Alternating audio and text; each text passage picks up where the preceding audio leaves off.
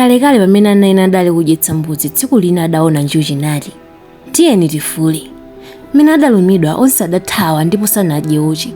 Tsiku lina adaona mkulu wina yemwe adali kuziyendera nati, pepani akulu ino, kodi simungatifulire njuchi zathuzi?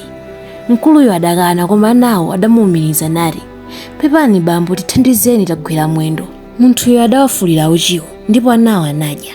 Atatha kudya, mkuluyo adati, mvetserani ana inu, mwadya uchi umene ndakufulirani. Mukapita kumudzi musakauze munthu aliyense kuti wakufulirani uchi ndi chimtembo. Mungadzathe ngati chimene chidatha ng'ombe. Anawo anati, ayi sitingatero, kaya zake amene ali ndi pakamwa posachoka ntchentchero. Chimtembo adanyamuka napita ulendo wake. Anaja adatsala napangana nati, amene atakaulule kumudzi mawa akadyetsera mbuzi zake kwa yekha. Atafika kumudzi, anawo ayi pepani ndi kumangothamangathamanga ukamwa madzi m'nyumba mwa makolo awo. Atatsekera mbuzi zomwe ankasewera, ntchito idali yomwe madzi. Amayi awo adadabwa ndi kamwedwe ka madziwo nawo afunsa, mwadyanji lero mukumwa madzi chotere?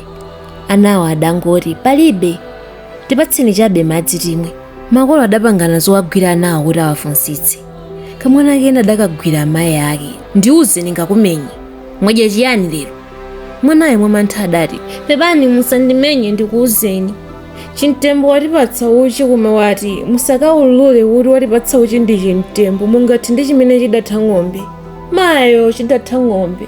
Iwe mwana watani?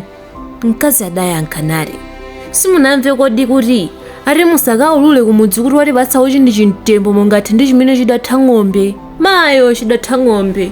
Mkaziyo naye adagwa pansi ndi kufanso nthawi yomweyo. Mwamunayo zidamudodometsa kwambiri ndipo adatuluka kukauza nyumba ina nati, banja langa latha. Mwana atangoti watipatsa uchi ndi chimtembo, koma ati musakaulule kumudzi kuti watipatsa uchi ndi chimtembo, mungathe ndi chimene chidatha ng'ombe. Mayo chidatha ng'ombe. Mwamunayo adafanso pompo. Mudzi wonse ndi midzi ina yoyandikana nayo anthu adatha kufa. Onse amene adamva ndi kunena mawu omwe adanena chimtemboyo powuzana adatha kufa. Mudzi wonse ngokhala bwinja chabe. Koma kudangokhala kankhalamba kamodzi ndipo kadati, ine ndikafa maliro anga adzawataya ndani, koma nditsatire chimtemboyo. Nkhalambayo idanyamuka ulendo otsatira chimtembo. Idayenda kutali nifunsira za chimtemboyo. Pena idawuzidwa kuti yapita miyezi mwakuti chokeni chimtembo. Penanso adati wapita mwezi umodzi. Itafika pa mudzi wina idawuzidwa kuti chimtembo wanyamuka pano dzulo. Kenaka idampeza. Itampeza nkhalambayo idati, ndiwe chimtembo kodi? Bwerera. Ndibwerera chiyani? Anthu onse atha ndikufa. Chabwino iyi mitsitsi itatu, wofira woyera ndi wakuda. Ukakolezere moto pa phiri lalikulu ndipo ukatereke nkhali zitatu. Madzi akadzawira ukayike mitsitsiyo, umodzi mkhali imodzi, ndipo zikati madzi ako awira chimtembo. Pamenepo munthu aliyense amene adafa adzauka navomereza nati, madzi ako awira chimtembo.